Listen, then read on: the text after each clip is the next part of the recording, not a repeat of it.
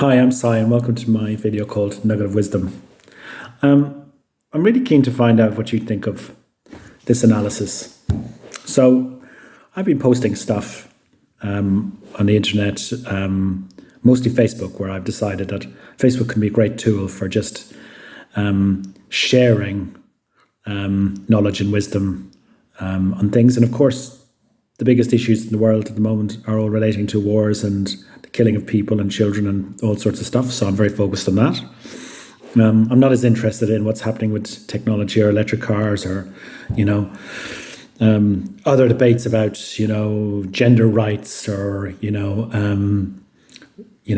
conflicts to do with wokeism or left or right. I'm really focused on the biggest things, which are the inhumanity of people to other people and directly affecting those lives. So the lives of people being taken away for reasons that, after I've analysed and looked at these reasons, I just think it's complete madness, and it's obviously madness. So I look at this and I put all these videos up and I put all my posts up and everything else, and then I come to a conclusion after doing a lot of work. And trying to be impartial and not trying to let my ego get involved and not being related to any of the parties, whether it's Russian, Ukrainian, Palestinian, Israel, not having any triggers, just looking at the information and the evidence and saying, what's really going on here? And then I come to a conclusion. My conclusion is that we're acting as if we're all tribes and we're all fighting and competing for resources, and we have a desperate fear of being hurt, of being killed. So we reflect this in the world by being tribal, trying to take all the resources of the other places, either clandestinely or through force, or through media or through political means, using all sorts of tools of propaganda to get what we want so that we can feel safe and we can have resources and have pleasure. And then we use, and I say we, collective we, and then we use morals to create propaganda to then basically try to convince everybody that we're doing the right thing. And those morals often center around religions and what I would say the sabotaging of the true mystical core of most religions, and just turning them into tools and weapons of people who are feeding an ego, and an ego that is desperate to basically protect a group or a person and make sure they've got as much resources as possible, they have lots of pleasure, and they're protected from being maimed, hurt or killed. So basically we're being tribal in a world where there's only one tribe now. And if we continue to be tribal, we will basically satisfy our collective need to be tribal, and we'll end up killing each other and destroying everything that we've got here. And in 10,000 years, there will be no trace of us, or if there is, we'll have completely transformed because we'll have realised the harsh lesson we've had to have. And if we don't learn these lessons, their lessons just get harsher and harsher and harsher. And so this whole tribal nature and this ego dominance in our world has completely and utterly disconnected us from who we truly are, which is peaceful, loving beings.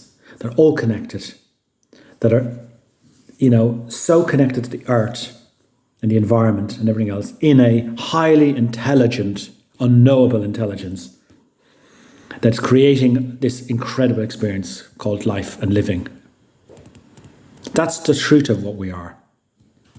But we can't see it. So what happens? We get caught out. This is what's really happening now. And technology comes along that allows people to have much more access to information and education and knowledge, the internet. It also allows people to broadcast images, videos, opinions. And so the mainstream media, which has been very much choreographing, setting the tone, setting the narrative for all the news reports that we hear, and has always had interests that relate to politics, business, money, tribe. There's a whole complete, as you must be aware, separation between traditional media and new media. Somebody's telling lies. Somebody has to be telling lies. And you can see this so plainly and so clearly with the wars that are going on at the moment, specifically what's happening in Gaza. Any evidence-based rational person will know in their hearts from evidence, from seeing the videos, from seeing the shorts of what Israeli soldiers are doing in Gaza, from seeing the children, the shorts of the children, one little girl there, all she's eating is a bit of lemon with some salt on it. Looking at the numbers from the UN, 17,000 children killed in Gaza, 700 killed in Ukraine. Well, no death is a good thing, but shouldn't that be the other way around? Shouldn't Ukraine have the 17,000? What's going on here? The response from the US government on the death of the Russian opposition leader, where they came out and demonized Putin and attacked him as some vile guy who poisons and kills, a murderer. Yet nothing being said about Julian Assange, who's never been charged with anything, didn't commit a crime in the US, and his own government in Australia have tried to get the charges dropped against him. He spent 7 years in prison. Not to mention another reporter in Ukraine, American reporter Ukraine, who was locked up in prison. So you see, the big problem here is that if you're going to use propaganda to try and basically cast your enemy in your tribal world as a demon, as a devil, you have to be consistent. And in this world, they're not consistent because they're still stuck in the old media world. But what they don't realize is that anyone can look on the internet and see the shorts of people committing the most cruel acts from all sides. But the big issue is the whole hypocrisy of targeting one group with mainstream media and mainstream politicians and ignoring the other, ignoring the numerous videos of the cruelty of the Israeli soldiers to the people in Gaza. Their inhumanity. And we can then sit here and look at them and say, oh, well, they're disgraceful, they're terrible, they're evil, Israel is evil. No. Israel is clearly a traumatized society, which has got this piece of land it's clinging on to, has had some terrible atrocities committed against it, and it becomes the very thing it basically has spent all its time trying to stop.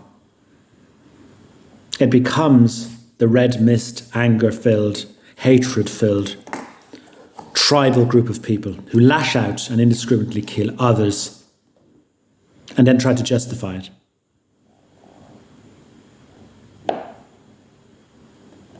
And so we're in this really interesting dilemma. We, the people in the UK, we, the people in Europe, we, the people in America, can now clearly see that we are part of this process. I, as somebody who lives in Europe, I help fund the military through my income tax. The military make weapons to send out to countries that are engaged in what is clear to me are acts of total inhumanity, acts of murder. I can vote in an election. If I vote in the UK for any of the two mainstream parties, or specifically any MP that is not standing up and shouting from the rafters to stop and have just a ceasefire, to stop the war and have a ceasefire, let aid into people who are starving. If my MP doesn't do that, I have no place voting for him or her. And if I do vote for him or her, I have no humanity. I am tribal. I have no humanity. I am asleep. I am capable of doing pretty horrendous things. And I don't have to physically go out and do them. I can just be complicit. It's even worse. You do them from the shadows. And you often do it out of ignorance, total ignorance. Or you cling on to the brainwashing stories. But you can't cling on to the brainwashing stories now because it's too obvious. Most people can watch TV, watch the mainstream news and listen to some sort of BS story or have some sort of hypocrisy or some sort of, propaganda report. But in reality, when they go on the net and they look at the independent media and they look at what's actually happening from independent sources of very clever people who are from those countries who've got no interest, and I say those countries are spreading the most propaganda. Clever people who've got no interest in trying to be with one side or the other, but actually are telling it like it is. Jeffrey Sachs, Professor Mearsheimer, Oliver Stone. Then we're kind of caught, because now I know that I'm complicit in something that's really wrong. So what do I do? Do I just go, well, there's nothing I can do, it's a waste of time, I won't vote, I pay my income tax, I've got no choice? Well, we have immense power. And that power is simple. We just use the very simple tools that we have available to us on the internet to find out what the stance of our MP is. And then we vote according to our humane hearts. And we make sure to vote. If we don't vote, we just give a smaller group opportunities to elect. And that smaller group generally is usually older people who are brainwashed by mainstream TV and who are voting tribally for parties. The majority of people in the UK are what they call issues voters. And they're the people that political parties fear the most, because they're not just obsessed with the colour, whether it's blue or red. They don't readily accept ridiculous stories about Labour or Conservative values that no longer really apply to our society and have not been adhered to by the parties. The issues voters just look at the issues. And what are the issues? The most important issues, the issues of respect, the issues of humanity. I don't care if my potholes are ever fixed, if I can trade that for the stopping and the stopping of the killing and stopping forever of the killing of innocent people. Yeah, I'll complain about my potholes, but it's not it's the highest thing on my agenda. So we have this amazing choice. We can completely transform the political system. We can get rid of all these people within one term. We have elections coming up next year. We don't need any of these people to be representing us. If we know in our hearts and from basic evidence from the UN, from independent journalists, from reports, from real footage, if we know that what's happening is inhumane, if we know that in our own society, in our own town, if we saw a 4 or 5-year-old child walking along the street covered in blood and injuries, we know we would have that child. It's in all of us. We would stop, we would bandage his or her wounds, we would gently pick them up, we'd race them to the hospital. It's no different for any of our brothers and sisters around the world. No different. Unless we still live in tribal mode, unless we still live in a bygone world, unless we haven't transcended from tribe to tribe. And so, to me, the most important people in the world today are the people who are campaigning. The people who are actually news reporters, independent journalists, campaigners, people who are going up to the Parliament buildings, the White House, all of the major parliamentary representatives in all the countries knocking on their doors and saying, "What are you doing?" They're the true spiritual leaders of our world. They're acting based on what is truly a spiritual core, which is we're all one, we're all brothers and sisters. No matter where we are, no matter what colour we are, no matter what race we are, no matter what religion we are. Hugely, hugely important basic ideology that is fundamental to our survival for the future. So we can change it all. And we don't have to do a lot, really. From the comfort of your own home, you can start using the technologies that are available to us to make a real difference.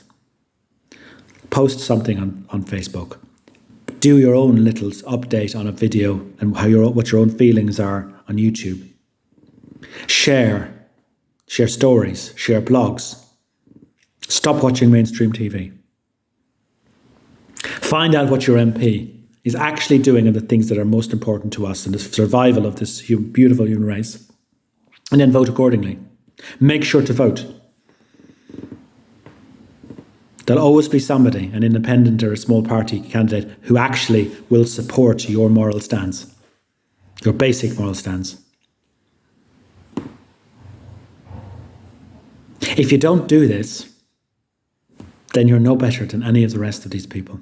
Because now you know the truth. Now you can see the truth. You can see a relative truth that is staring us all in the face.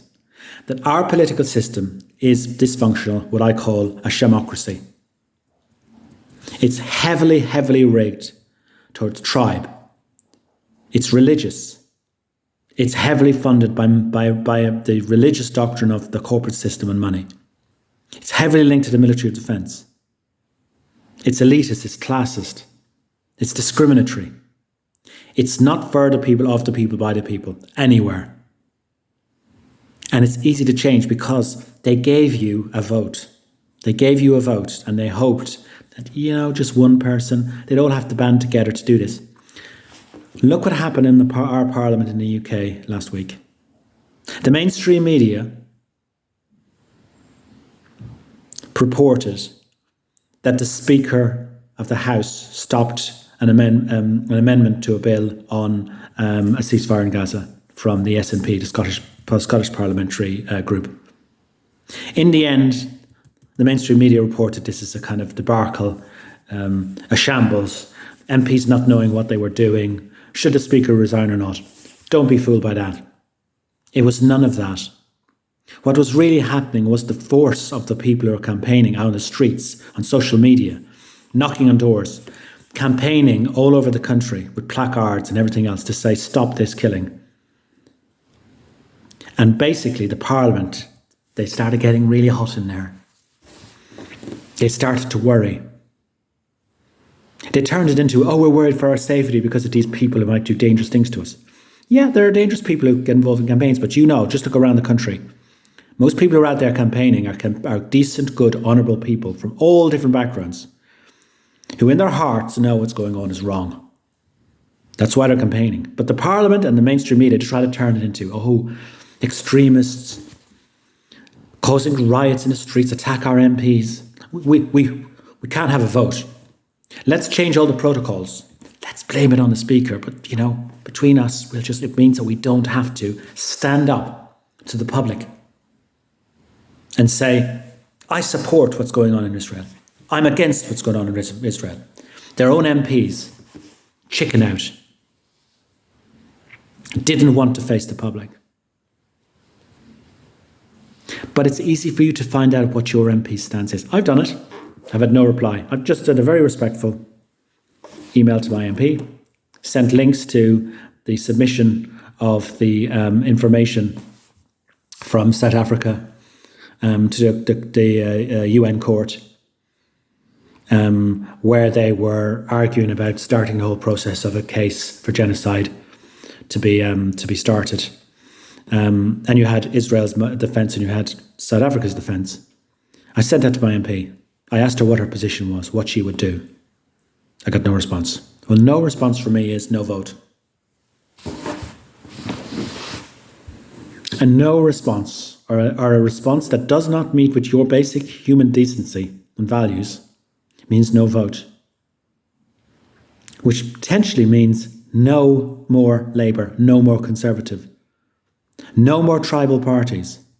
So what do you get in exchange? Yeah, you get a bit of chaos, you get a whole pot of new people in there. But perhaps those people will have better values, more respect, and they'll start to reshape the Parliament into something that works. You can take other routes. You can just let it all unfold and find that people are so upset with the political system, they vote in another extremist. They take one extremism, a political dysfunctional two-party system, where you're being fed propaganda and lies all the time, with false moral arguments. And then what they do, they elect somebody who's very honest, but totally incompetent, who can't really help and lead. Perhaps that's better than what we've got, but that's another rabbit hole you really don't want to go down. I mean, look at America. Can you tell me seriously that there aren't tens of thousands of people in America who aren't capable of being incredible, humane, empathic, intelligent leaders? And the people of America have ended up really with just two candidates, Biden and Trump. Is that the best that America can do for itself? So we have these opportunities. It's all available to all of us. We can change everything if we really want to, but we have to do it collectively. The internet allows us to collectively start to change the whole understanding and the consciousness of our society and move it, push it. Push it to be something that's based on thriving instead of surviving. We can do it. It's easy. We just have to basically decide we want to do it. Am I right or wrong here? Is this wishful thinking? Or isn't it just obvious? Isn't it obvious that our political organisations and institutions don't work, are disingenuous, tell us lies, feed us propaganda, get involved in activities that are totally and utterly wrong to the core of any kind of humanity or decency? Use our money to fund murder and killing. And we collectively have the power to get rid of them. To say thank you very much for having you done. It no longer works. It's not what we need to do. If we want to live in a beautiful, thriving world, we need to be in a completely different place. Thank you very much. We're off. So we're going to vote for somebody else. Isn't it easy? Isn't it the easiest thing, really? Do we need to spend all of our time fighting each other and blogs, trying to find the evil one? Do we need to spend all our time feeding our egos? Does it work? Demonizing one side or the other, not understanding what's happening, not using our power to change the whole system. It just lets these things continue on. I see all the time, but we'll call for a ceasefire next week. Every week that goes by in Israel, every week that goes by in Ukraine, people are dying. Tragedies are happening. And it can be stopped so easily. Let me know what you think. Am I crazy? Is it wishful thinking? Have I missed something? Or isn't it obvious that we need to take the power away from those who are being disrespectful and disingenuous and using their power as political representatives in ways that are totally inappropriate and morally wrong? Take it away and give it to somebody else. Let me know what you think. Take care.